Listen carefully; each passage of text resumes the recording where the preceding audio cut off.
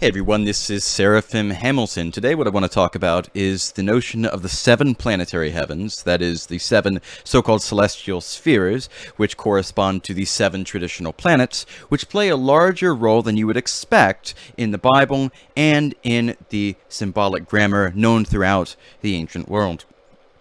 Before we get into that, I want to say that if you enjoy this content, if you want to support it, and if you are interested in having a once a month one-on-one discussion over Zoom or phone or equivalent, please consider becoming a patron to this channel. The link is below. The same is offered through YouTube memberships, so that is at a slightly higher price because of the relative proportions that YouTube and Patreon take.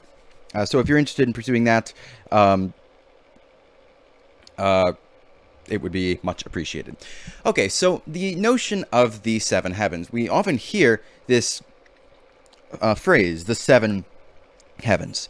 But then we also hear about the third heaven. Paul speaks of being taken into the third heaven, whether in or out of the body, I do not know. We also see that there are 9 ranks of angels.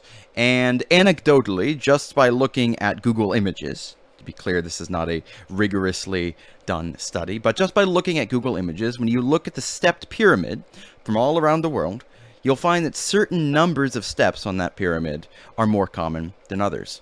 In my observation, one of the most common numbers of steps is, in fact, 9. That's true in Mesoamerica, it's true in Mesopotamia. You'll find these 9-step pyramids in India, and it's quite striking because the 9 ranks of the celestial hierarchy are an archetype of the hierarchical life of creation. So St. Dionysius takes the 9 ranks of the celestial hierarchy, and he looks at the life of the church in view of that hierarchical structure. When God creates the heavens and the earth is formless, void, and dark, and it is made by implication out of the, or as an imprint of the prototype which exists in the heavenly life of God. And that's why you will find hierarchies all over the creation are mirror images of the hierarchy that exists in the heavenly hosts. God comes in his council with thousands upon thousands of his holy ones, and it is that council in which we are incorporated. And that council has a structure. We see because when the prophets enter into it, they find that God is sitting on a throne and he's surrounded by many other thrones, and then there are many ministers below that throne. Already here we can see a tripartite structure. God is the chief member of the heavenly council. Then you have the angelic elders, that is the ruling members of the council. And then you have the ministering spirits. These are kind of like the court attendants. They don't participate in the business of state, but they serve to implement the decisions of the heavenly court. And we find in Genesis chapter 1 this tripartite structure of the cosmos writ large, because we have the heaven of heavens. That's Genesis 1:1. God creates the heavens and the earth. And then we have the, what we might call in this context, the lower heavens, or the firmament. That is the portion of the creation which exists below the waters above. That is the sea of crystal, which surrounds our material cosmos. And yet it exists above terrestrial space. So Satan is called the prince of the power of the air. And the air means something quite specific, both in scripture and in other ancient cultures. The air is that portion of space which is below the moon. So the moon is kind of like the boundary marker, which separates the spiritual quality of terrestrial space and the spiritual quality of celestial space.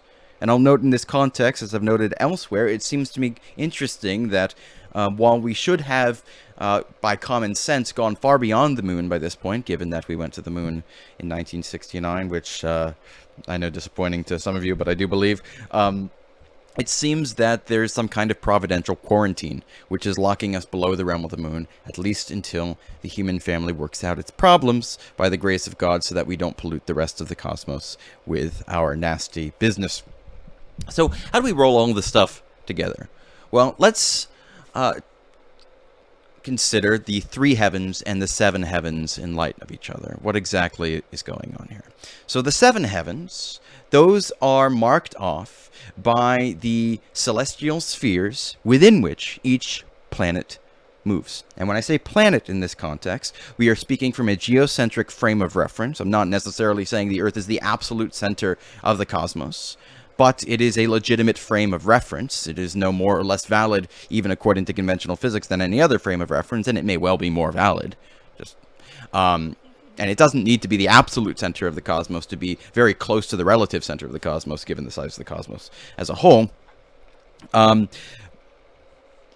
And we say that they move within a celestial sphere. Now, some people believe that the idea of celestial spheres is archaic, outdated, has been refuted by conventional science, and this is just, in my opinion, a perfect example of conceptual confusion. Because what exactly is the notion of a sphere? We talk about a crystal sphere, but what is a crystal? If you look at the medieval discussion of the celestial spheres, you will note that there are a number of different views of what the actual substance of the sphere is. Now, space, according to contemporary physics, is a thing. Space is not nothing. It has properties. It can be affected and shaped and twisted and molded. You can put wormholes through it. There's all sorts of stuff that you can do with space. And when you take a planet, you roll it along space, it will do something. It will create a circular or spherical depression or impression, depending on your frame of reference, in that space. So why exactly is that anything that is different than the traditional debate over the substance of the celestial spheres? All this is a particular physical view of what constitutes the celestial spheres. So we do not have to abandon this medieval picture. It's simply one among a variety of different views of what constitutes the celestial spheres. So what are the three heavens? Well, you've got the heaven below the moon. That's the air. Okay, so the birds will fly in that heaven. Okay, if you breathe air, you stand up off the ground, you're in heaven. Our feet are tied to the ground, and our heads are in heaven. That's the first heaven. That's the second heaven. Well, the second heaven is between the moon and the far edge of the cosmos. It is much larger than the first of the three heavens. And what is the third heaven? It has exactly the same relationship. The third heaven, that is God's throne room, is much larger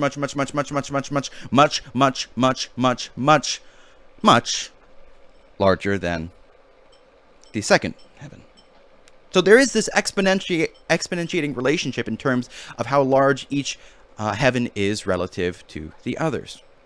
Now that second heaven, that's where these 7 planets are. 7 planets are in order from the geocentric frame of reference. We have the moon.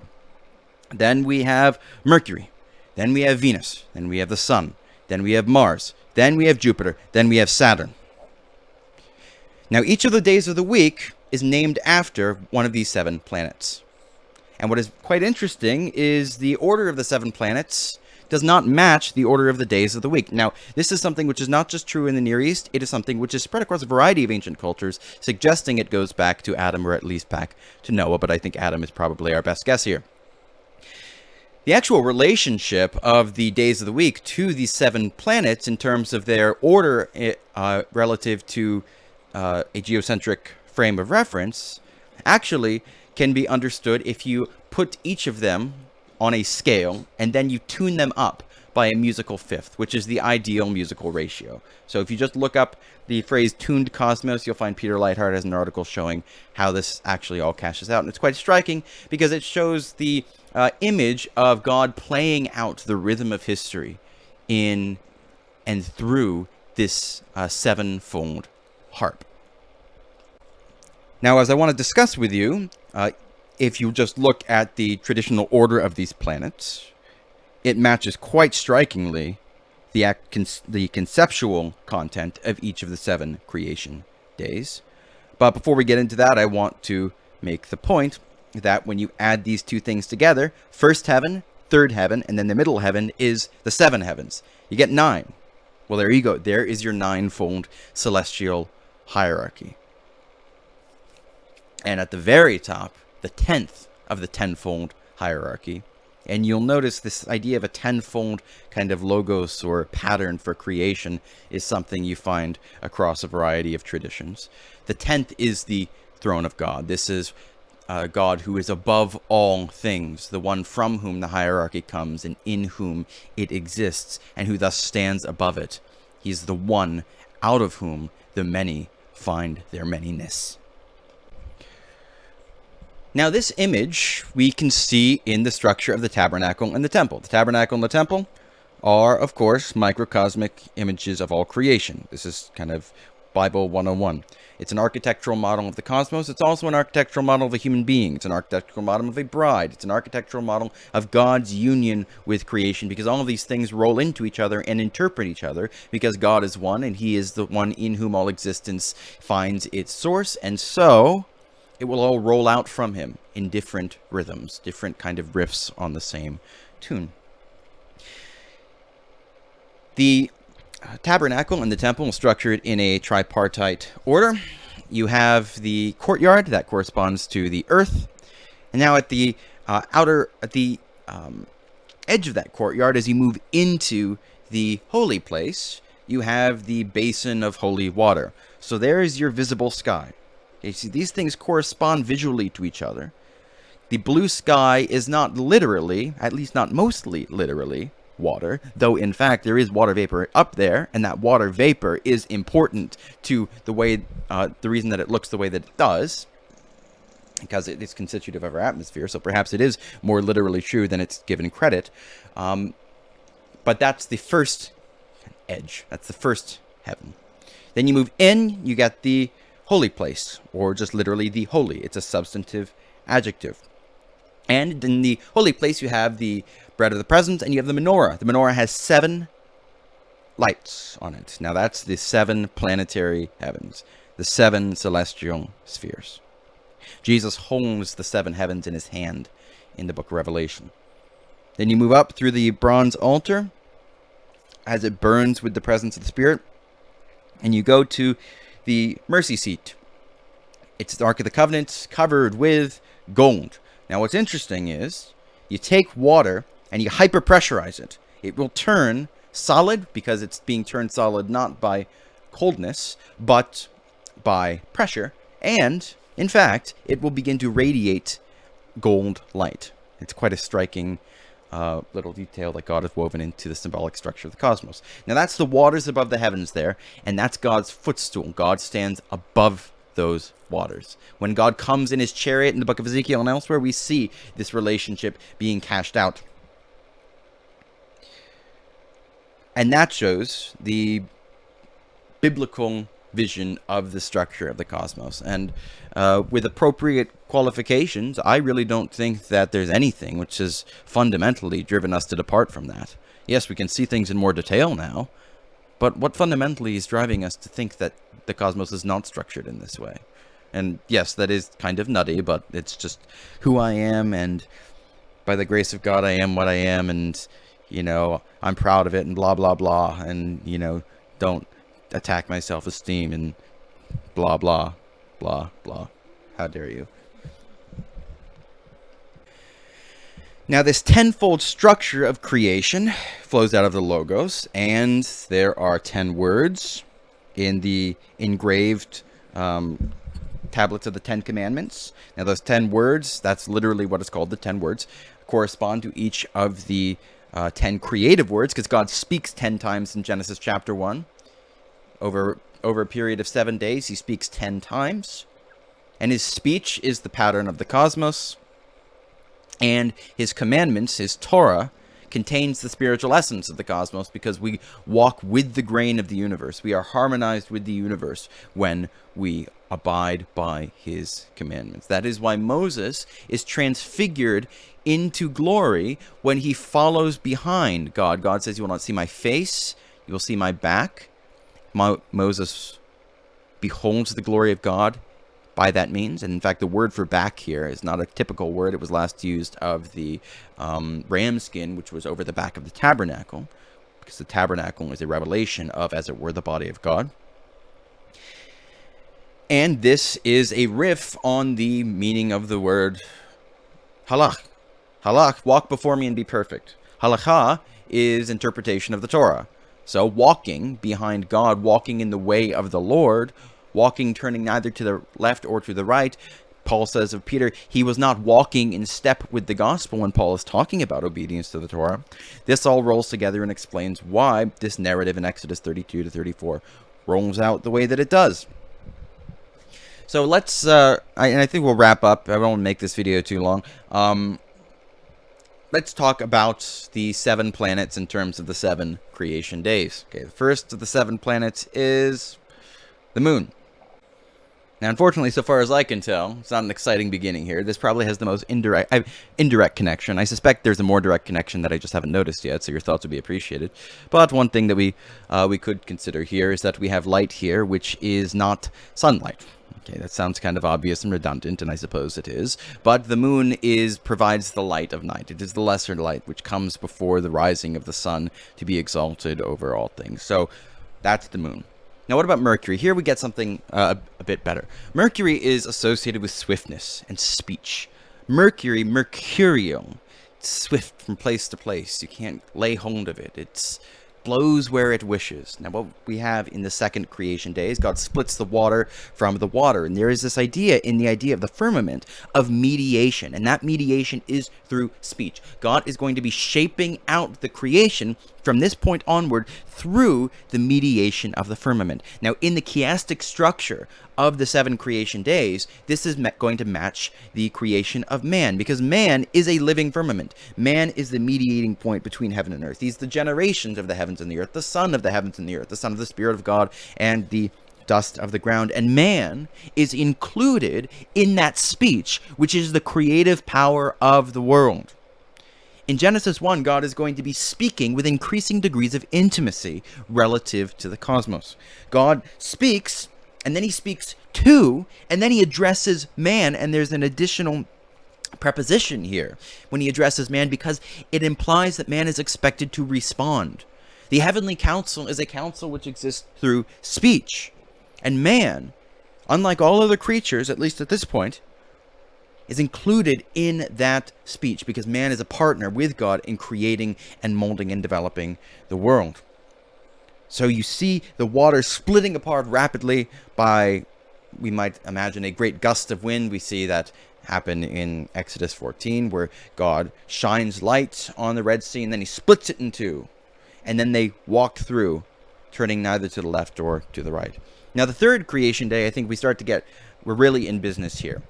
The third creation day is the creation of land and sea, but it's the creation of what comes of the marriage between land and sea, because you need both earth and water in order to get plants. And the creative power behind the union of that earth and water is light. God turns light into energy, which can be used by plants, and he makes fruit trees, fruit-bearing fruit, and he makes grain plants which can be harvested and molded into bread. So this is where we get the language of fruitfulness and multiplication. All of the language about the conjugal union is going to be ultimately derived from arboreal language about trees and grains. Man has seed. Abraham has seed. Israel is like a forest. The house of Joseph is like a forest. The nations are like a forest. This is where this language is all coming from. There's the seed of the woman, and then there's the seed of the serpent. Good men are described as trees. Bad men are described as thorns. You see in the book of Judges, different candidates for kingship are described as trees or thorns. And that's Venus. This Venus is the planet associated with the conjugal act. It is the planet associated with multiplication, with marriage in its ideal state. It is also associated in a twisted form with what we might call the energy of Aphrodite. All of these energies which flow through the creation are the power by which God shapes the world into what it is, but it can be taken in one of two ways. People talk about Saturnian energy like it's some kind of intrinsically negative thing. No, it's just sharp. It marks out boundaries. I mean, a boundary is the point at which you can no longer go on fooling yourself. But it can be a good thing if you haven't lived a life where you're trying to fool yourself. Just in terms of the kind of qualitative archetypes that we're looking at when we deal with the creation. Then we have the fourth creation day. Now this is an easy one. The fourth creation day, creation of the sun, moon, and stars. And what do you know? It's the sun, which is the fourth of the 7 traditional planets. I don't even think we really need to say all that much more about that. Except the sun, of course, is associated with royalty. God makes the sun, moon, and stars to rule the day and the night. That's why all across the world, on national flags and royal symbolism, you find that it's associated with the sun. Why does America have the stars on her flag? Why does Japan have the sun on her flag? It goes back to this Very ancient symbolic grammar. Now, the fifth day, Mars. Now, you might not see a direct connection here, but there is, in fact, a direct connection. Because on the fifth creation day, God makes a host of birds and a host of fish. Not only does he do this, but God, for the first time, issues a blessing. Now, the blessing is one side of this twofold dynamic, which can be inverted into a curse. And when God blesses or curses, it signifies his judgment at the point of realization. When God comes as the Lord of hosts and enacts that which he has purposed, that is when God is revealed as the man of war. But Mars is not just a planet associated with violent warfare. Warfare is associated with energy and creativity and dynamism. And that is what is going on here in the fifth creation day. It's a chiastic partner to the third creation day, because here we see that God's life is being mirrored in the world, not just in the fruitfulness and multiplication of the earth, but we have here creatures who are free of space. They can move throughout space. They move in relation to each other. They are more like God than the plants were, without being anything less than what the plants were, because they are made out of plants. They eat plants. And thus, they acquire the energy of the plant. And it's not as if the plants are somehow unnecessary, because each creature is what it is in relation to all of the other creatures. And this host is associated in Scripture with clothing, because clothing is... So God will wear clothing in the Bible, which symbolizes the 12 tribes of Israel. And we see prophets as the image of God. They will wear garments that then get destroyed to signify the destruction of Israel. God wears us, God wears the creation as his garment. And when Genesis 2 refers to the completion of all of the hosts of heaven and earth, the heavenly host and the earthly host, this is one of the things which has been just described. The host is God's war host. And we will see birds and fish having been built on that kind of symbolic language throughout the Bible.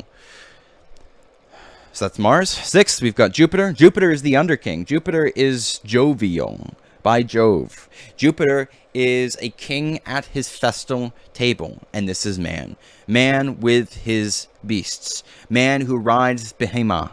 Man who is enthroned upon the animals. Man who is given the grain plants and the fruit trees to make bread, wine, and oil. The king, when he has completed his royal task, he sits at his festal table, he raises a glass of wine, and he laughs. He rejoices in all of his work, as the psalmist says of God and man alike. And that image here, when God gives all creatures, not just man, he delegates all creatures their food here on the sixth day. It is when man is created that all creatures can sit down and have their feast. And man is appointed here as under king, the king beneath God. C.S. Lewis says it's not an accident that the ancients would confuse Jupiter with, that is the kind of the created Jupiter energy, with the uncreated one, because man is like unto God in the dynamic of the created order. And finally, we have Saturn. Saturn is the day of judgment. Saturn is the marker of boundaries, and that is what the seventh day is all about. The Sabbath is when God comes in glory and he inspects his world. He either pronounces a blessing or a curse on that world. I think the fall happened on the Sabbath day. I think James Jordan is right about that, and I think we see that in various creation week patterns elsewhere in the Bible. Because Saturn marks out boundaries, it marks out the point of judgment. Because we can go on for a period of time fooling ourselves and living a hedonistic lifestyle and telling ourselves that we're happy, but just the simple wiring of the creation means that that cannot go on forever. And Saturn, that point of judgment, marks the end of one era and the beginning of another era. And the beginnings and the endings always take place through the operation of God. So Saturn is associated with the Sabbath day. There's almost an endless amount of stuff that I could say to expand upon this material. The seven planetary heavens, as C.S. Lewis has said, are a lost symbolic grammar to understand the creation. And it's important, I think, that we recover a real sense, not only of the images which are signified in the seven planets, but of the way in which these images concretely tie together with the concrete, with the physical stuff of the world. I think one of the pieces of evidence that this is a reality in creation, it's not just something we impose on the world, is the relationships which exist between the planetary cycles. The moon has a cycle of 29.5 days, and Saturn has a cycle of 29.5 terrestrial years. I think that indicates a couple things. First of all, I think it indicates that there really is a first and a seventh planet here. There really is something which these planets share, which are not shared by other celestial bodies. Because we're measuring in terrestrial years, I think it also suggests an objective centrality to our world in the structure of creation. And one could look at many relationships like this. I've mentioned countless times the relationship of the sun to the earth. Now, the traditional solar number is 33. We see this in the relationship of Jesus, the Son of Righteousness, with 33 years. Well, the mass of the sun is 333,000 times the mass of the earth. And its diameter is 33 times 3.3 times the mass of the earth. The diameter of the earth, pardon. i.e. 109. So I think this is more than just a useful set of images or a mnemonic device. I think there's something real that's going on here, and it's something that's worth exploring in more detail, hopefully in the future. So if you've enjoyed this video, please consider becoming a patron, but thank you so much to all of my viewers. I do ask that you pray for me. Your prayers, especially at this point right now in my life, are especially appreciated. And I will see you soon.